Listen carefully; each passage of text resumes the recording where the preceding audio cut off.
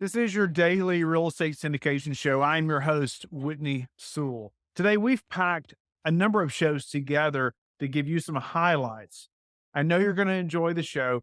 Thank you for being with us today. Andy, welcome to the show. I know that you have a method that you have designed that's helping lots of operators right now. And I'm wanting to dive into that because I know many of the listeners they're going to learn. They're going to hear things that I know they probably feel like they're the only one that's struggling with this thing, right? But they're not, and you're going to help, I think, raise awareness to that today, and going to provide some insight. No doubt about it, it's your specialty. Before we do that, give the listeners a little more about your background, and let's jump in.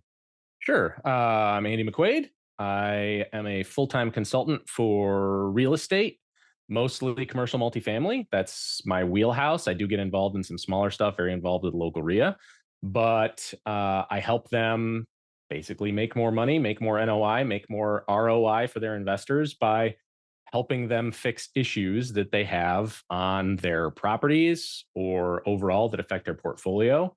It originally started, I was about 23 years in the supply side on real estate. And I had this conversation with somebody. It turned into, why don't you do this full time? And now since 2019, been consulting for commercial multifamily operators and helping them dump a bunch of extra NOI into their properties. And a lot of it isn't crazy stuff. It's just everybody struggles with similar issues and I see patterns. So I take really good solutions from other operators and I borrow them and I make it part of my program. Wow, no, that's awesome. So similar issues. I bet most of them feel like it's only them, like I was talking about before, right? Or Absolutely. they don't want to mention it, right? They don't want to talk to other people about it because they feel like I'm the only one struggling with this. But I bet more times than not, that's not the Oh yeah. case. No, it's pretty widespread and it's very common. There's a lot of pieces that cost a lot of money and there's not a lot of people out there sharing those ideas, right? So my background in sales got me into these C-level offices discussing what their problems were and how they were being impacted by all these costs and all these changes. And there was compliance stuff and regulations and law changes, and I had to basically have answers for them or find answers for them. More often than not, I was saying, I have no idea, but I'll figure it out. I'll find a way to help you with this. Or if it was something where they were coming to me and saying, hey, I really want to do this with you guys, and we weren't well equipped to do it, I would just say, no, you should really be buying this or doing this with vendor X, Y, or Z, because they're going to do a much better job for you. And that helped me build relationships with them, right? Because I was telling them, no, like, I get you want to spend more with me and I appreciate that, but I can't take your money because we're going to screw this up and it's going to hurt the relationship. So I would get this, C-level access to these huge operators, right? With 30,000 plus stores in 17 different states, doing everything from family office operations where they're just investing for their future and building generational wealth and trying to mitigate risk and all this other stuff, to huge operators that were in a process of just scaling and expanding like mad and just trying to get bigger and better at what they did. And even the little guys, right? The I have 100 doors here, 50 doors there.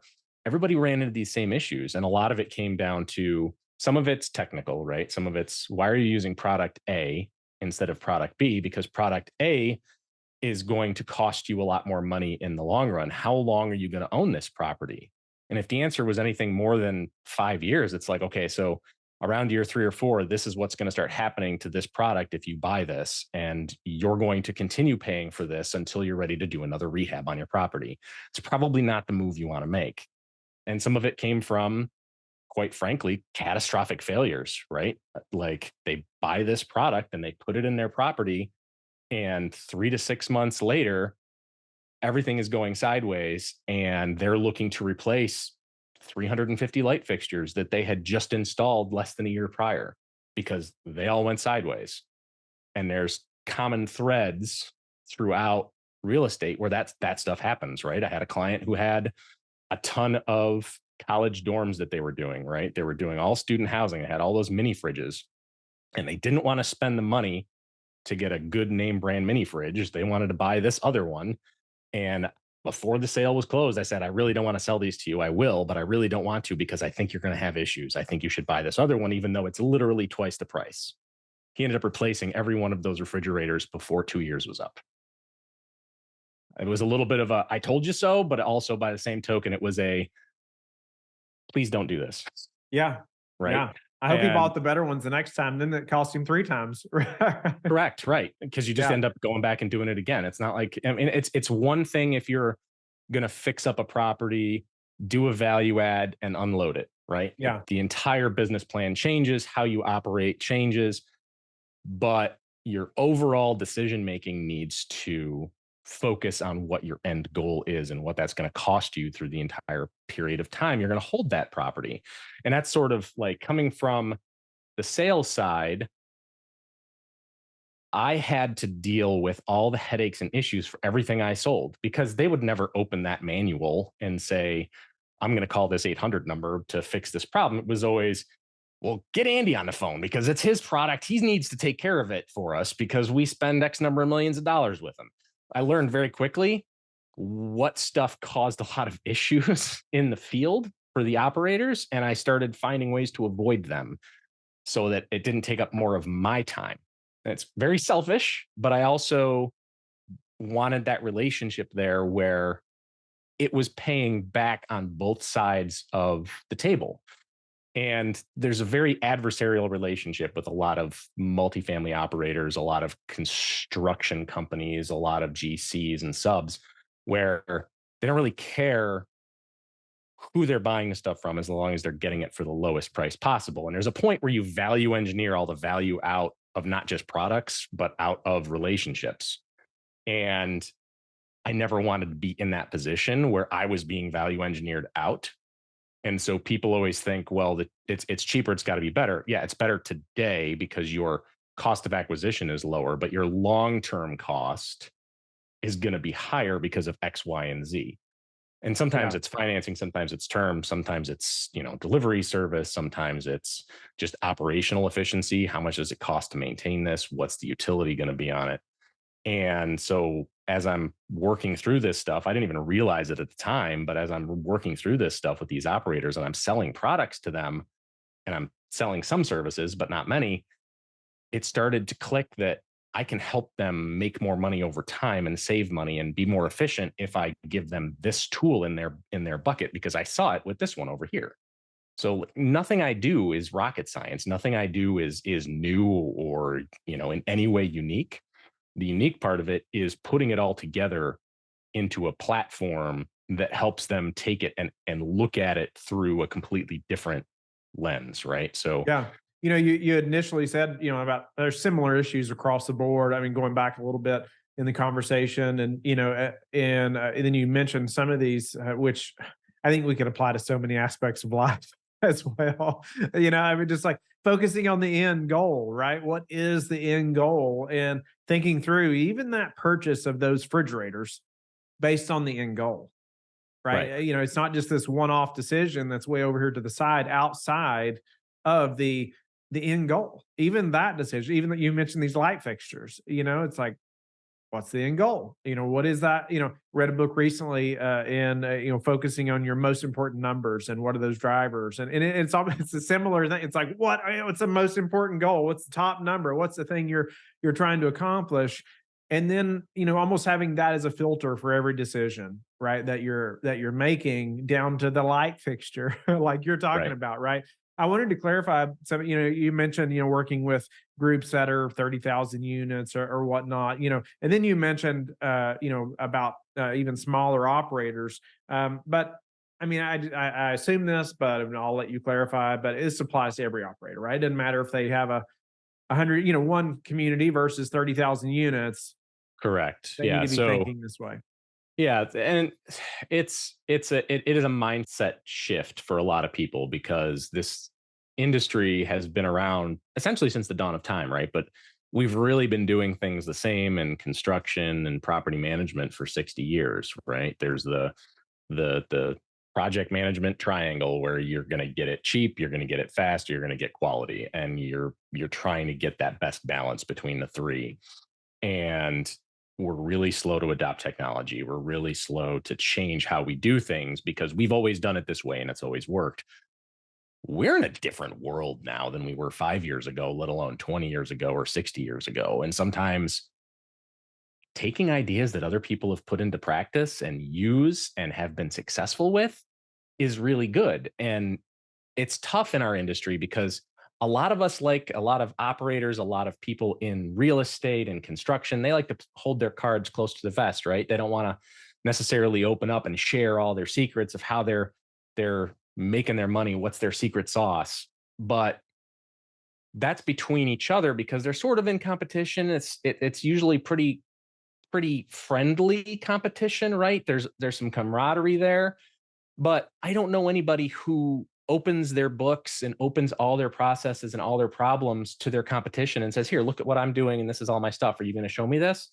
Like, I'm sure it happens once in a while, but I've never seen it. But what I was doing, I had access to 30 or 40 offices at the C level, watching them operate and listening to their problems, and then looking at, okay, well, your best operator, your best guy, your best maintenance super, your best regional, they're doing this stuff. Are you going to print that and copy it across your whole portfolio or what? Well, no, they broke the mold when they made XYZ person. So, we can't just do that everywhere. And it's too top heavy and it's too labor Everybody's intensive in to a put those silo. people.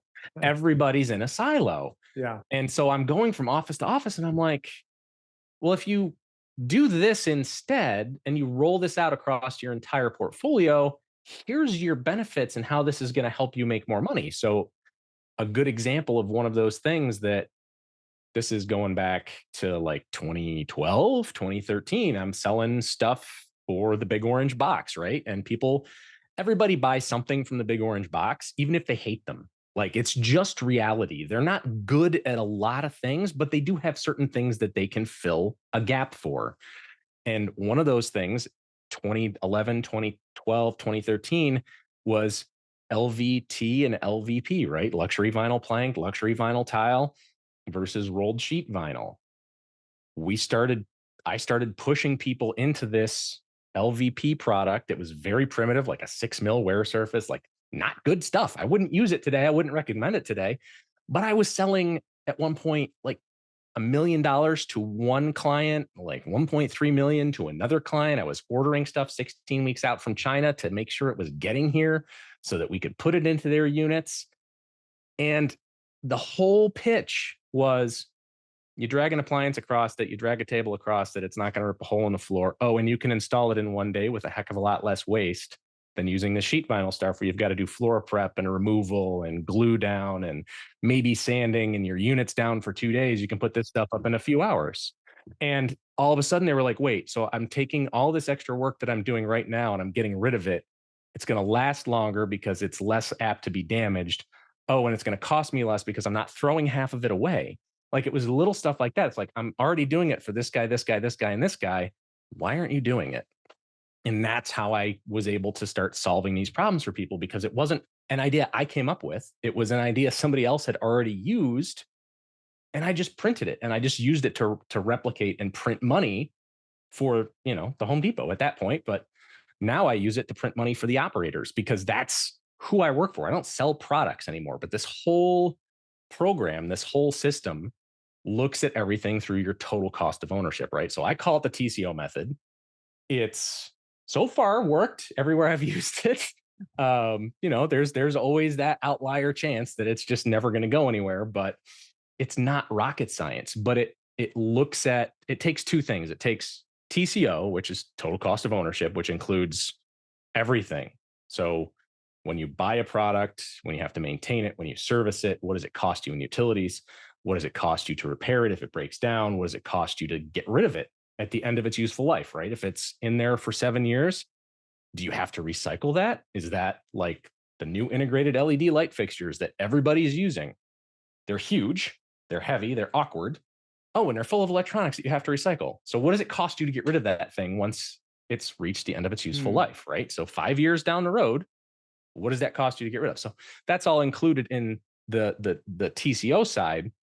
But then I take a bunch of stuff from I have a zero waste certification, right? I'm a zero waste advisor through the U.S. Green Building Council, and it's how does this impact on the procurement side, right? So your procurement, if you have it, right? So some people just have purchasing, some people just have throw a band-aid on it, I don't care. But if you have a strategy around your procurement function, if you have a procurement function, that can control everything in your business all the way down to when you close your doors in 40 years when you retire and sell it off. Because procurement, by definition, is everything you buy, every input into your business. So it should be looking at your insurance, it should be looking at your not so much on your lending or your HR stuff, but it should be looking at all your products, the properties you buy, your vehicle fleet, if you have one, all of your hardware, your IT, your computer stuff. When you combine the total cost of ownership with this modern procurement theory of delivering highest overall value to the company, right? Sometimes it's not about lowest bottom dollar today. Sometimes it's this is going to save me money, right? If I buy product A, it's going to cost me this much today, but in 5 years, it's going to be costing me 20% more than if I brought in product B, put that in place, paid 10% more now, but that pays itself back. And I actually am net positive. I have a return on that investment after a certain amount of years. So we see all these guys in the multifamily, guys and gals in the multifamily industry out selling, I'm going to replace all your toilets with these magical toilets that use way less water and they don't have flappers, so they don't leak, right? They're one of my favorite things. I used to sell them too, but it's true. Like you spend the Yeah. extra $50 a closet and your savings, they pay for themselves within 3 years at the outside. And then you've got the maintenance stuff and the lack of parts and whatever for 10 to 15 years after that. Like, I I was don't know thinking about about you. just the lack of the maintenance man having to come in and replace flappers. I mean, Correct. that's That's what it costing the is. operator at least $50 probably every time they have to come in and do that, right? The time spent on that, no Oh, doubt about it. it's Uh, unfortunate, but it's a lot more than that yeah, because so part of the TCO method is we actually do a process costing analysis of how much does all of this stuff cost you? Because love that. Andy, let's hold that thought. I want to dive sure, in the next segment more into the TCO method and how that helps the operator. I know the listeners are going to want to know that as well as they're operating, many properties often, and a lot of our listeners are operators. And so I want to jump into that. I want to hear more about analyzing that process too, the cost of those things. That's going to be great. And I think just thinking about that because often we don't think about the cost of that maintenance man coming in and replacing that. Right? What does that? There is a cost to that, right? No doubt about it. And I want to dive into that more. Is there an example, maybe a few examples like that you could walk us through that would help really the listener to think this way, right? Because we don't, right? We just see the purchase of the toilet. We don't think about like what you just said. I love how you broke that down. Really, the buying and the using it and the disposing it, and the whole process of that. Help us yeah, think through that a little more. yeah, absolutely. So there's a lot of examples, unfortunately. So the easiest, lowest hanging fruit one that I use for people who are not necessarily in that mindset yet is either the toilets or smoke detectors, right? So you've got two smoke detectors in most states. Some states, like New York, where I am, you're stuck with just one. You get the 10-year sealed lithium. Maybe it's hardwired, maybe it's not, but you're stuck with the 10-year sealed lithium regardless. You can't buy a battery operated 9-volt double A in New York State, haven't been able to for years. What you're not seeing is, well, there's three things with smoke detectors, but we're going to get into the big one. It's not the purchase price, right? You buy, it's not $5 anymore, but I use $5 because everybody thinks you buy a smoke detector, it's $5. You got to change batteries every year or every 6 months. And those are like $1. And it just is what it is. And it's a cost of doing business. Well, it doesn't really have to be. You can buy the battery operated one for $5, and then you're putting $1 or $2 worth of batteries in a year, but it's not the material cost that's killing you. It's the labor cost for your guys to do that. If you're scattered site, it's ridiculously expensive and it's a ridiculous amount of money. Some people will argue, well, I like having my guys in those units anyway because they can see what's going on. That's true, but you can do a property inspection anyway. And no matter what, your insurance company is going to hold you liable if that smoke detector isn't where it needs to be and isn't working because they took the batteries out, put them in their kids' toys or whatever they did. The batteries aren't working. They put a plastic bag over it. If that thing doesn't function, somebody gets hurt, you're going to own it whether you want to or not. It's your job to make sure they're there. So you have to build it for the lowest common denominator. The failure point is always people. So you have these smoke detectors that cost you $5, but then every year or every 6 months, you're spending how much per hour to put a guy in there to test it, change the batteries, put it back up if it's down, find it, replace it, all these crazy things that just happen as a matter of course in doing business. Or you can buy this other one where they can't take the battery out. Maybe they take it down and put it in a drawer. Maybe they put a bag over it, whatever that happens to be. But your maintenance cost is no longer batteries every 6 months to 2 years and a guy in that unit twice a year or once a year testing it. The other thing that is a risk management play on this is you're going to avoid them removing the batteries and putting them in their kids' toys or just removing the batteries, period. Because once they're on, you can't turn them off. You're also going to make sure that when that thing hits 10 years, you're throwing it in the garbage. And well, why is that a good thing? Well, it's really simple. They stop working reliably at 10 years. The reason they beep when there's smoke is because of a radioactive isotope that detects the smoke. So when that radioactive isotope hits a half-life of whatever that happens to be, when it hits that 10-year point, they're not reliable anymore. So you've got a 50-50 chance or less that it's going to work in the case of a fire. There's a reason why there's a dispose of date on the back of every one of these or a manufacturer date that says once it hits 10 years past this, you need to throw it in the garbage. There's so many units still that I walk when I'm doing due diligence and I'll pull orange smoke detectors off the wall and they're from like 1996, 1982. They haven't worked reliably in probably decades, but they're still there and people are still pushing the button and they still beep. Well, yeah, because the button works, the speaker works, and the battery's working. That's the only reason it beeps, guys. If there's a fire, it's not going off. Yeah. Nobody realizes that. So there's a bunch of things there. But the reality is, you're going to spend more over the 10 years that that smoke detector is alive, assuming you're throwing it away after 10 years. You're going to spend more changing batteries and putting a guy in that unit every 6 months or a year, whatever, it doesn't matter. Think about how much per hour you pay your guys. Total comp, not looking, and this is what I briefly mentioned yesterday, process costing, right? So your process cost to put that guy in there has to include his total comp, his unemployment insurance, his social security that you're putting 7% towards, all of the benefits you give him, 401k match, all of that stuff. Does he have a truck? Does he have tools? Does he have a laptop? Do you give him a phone, an iPad? All that stuff goes into his total comp. It goes into his calculation, how you should be looking at what that process costs you. By the time it's all said and done, you're paying somebody or the company is paying maybe $100 for him to go into that unit and push that button and change those batteries. Is it worth just putting the thing in there you don't really have to worry about that starts beeping like crazy when it's time to go in the garbage?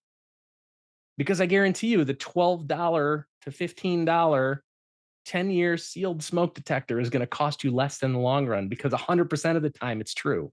No doubt about it. That's a great example right there. It's just like the toilet or the smoke detector. It's the what does that maintenance man's time cost you? And think about it, you got 200 units, right? You said Mhm. two per unit. I was even thinking on the outside of the cost of the maintenance man, but just the interruption to the tenant as well, right? And Absolutely. now we're including our staff, our office staff, right? Having to connect with the tenants, every one of the 200 tenants to say, hey, our maintenance men are coming around. Well, oh, now they can't get in the unit, or now we got to come back again tomorrow, or The right, dogs all are that back loose and or forth right. that you are paying your staff for, that they're having to get done, right? It is important, but that maybe there's a better way, right? By spending 5 or 7 more bucks or whatever it is in the very beginning, that you wouldn't think of. And I was thinking about, you mentioned in the last segment too, or you briefly mentioned. I was going to let you elaborate now too on just improving efficiencies, right? And that's a Yep. major efficiency that's improved right there. Your maintenance man can then focus on bigger things. Your office staff's focused on bigger things, more important things, right? Any other ways that this is helping improve efficiencies that maybe we hadn't talked about, Andy? Yeah. So there's a ton of money lost every year in dumb stuff, right? Like going and changing batteries for one of them, changing flappers because it's a predictable expense. They last 3 to 5 years and then you're going to have a leak, assuming you get a call, right? Sometimes they just let the stupid toilet run indefinitely. And then you wonder why you're getting a massive water bill if you're in a town that actually bills you for the water that's being used, not just a flat fee per door, right? There's areas that do both. But windshield time. How much time are your guys spending driving places to get stuff, to fix stuff because they don't have it, they don't plan ahead, they don't know what they need, they're not tracking stuff in their systems, right? Most of the big operations are using, like an Appfolio or Yardi or OneSite or whatever, right? There's a billion of them out there. Everybody has their own thing. Some of them have inventory trackers. Some of them have the ability to take your maintenance, log what's being used, log the inventory that's being used, deliver an exact dollar amount. So you're not pushing into, budgetary limits because you're actually seeing what stuff is costing you every single time you do it. And if you're doing a process costing thing, you know what it costs when a maintenance call comes in, and your front desk has to then take that call and enter it into whatever system you're using, if you're using a system, what it takes to get that to the maintenance person's hands so that they can go process that, whether they're using, the walk up and pick up a piece of paper, which I see all the time still, or whether they're getting it pushed to their phone or their iPad by Yardi or, whatever. All of these things can be tracked. You can start to build a process and predict what you need. The worst thing that you can have, other than a maintenance shop on site that's overloaded with stuff, is a empty one. These systems give you the visibility, the ability to predict what's going to happen. You need to use it in a way that supports it so that your inventory isn't taking more of your money, but also so your guys aren't using windshield time or delaying completing that repair in a timely fashion because they have to, because of corporate policies, buy it online and wait for it to show up, whether it's coming from Amazon, whether it's coming from HD Supply or Lowe's, whatever the heck they're calling their thing now, third name in 5 years. I don't even know. But all of that stuff takes time, whether they're getting in a truck and going to get it, it gets them out of that tenant's apartment and puts them somewhere else where they're not making money. All they're doing is costing you money. They're shopping, drinking coffee, talking to whatever. You're just lighting money on fire. It's the same thing if they go to a unit, they don't have what they need on site or, in their bag, their work bag, whatever it is. They're already there and now they have to go and come back another day. None of that helps anybody, especially if it's a catastrophic thing where, God forbid, you have to shut off the water to a unit for more than a day or whatever it may be. All you're doing is lighting money on fire. Predict and have answers for it. Standardize everything. Efficiency sounds like it's really easy. The change management part of getting efficient is not easy. It is extremely difficult to get buy-in, and we incentivize our employees in this industry to do things slowly and inefficiently. We don't reward them for being a top performer in most cases, right? We're paying them hourly. We don't hold them accountable necessarily outside of like there is no carrot, it's just the stick. Like if they don't complete something, right, their time to repair is too long based on whatever magic number you've come up with, they get the stick. But what's the carrot? How are you incentivizing them to excel? What are you doing for them that's going to make them want to do things efficiently? And that's where the change management thing always falls apart. Is we want them to be more efficient. We want them to do things the right way. We want to standardize and minimize costs, but we don't build the system at the level it needs to account for the people that are actually responsible for executing that.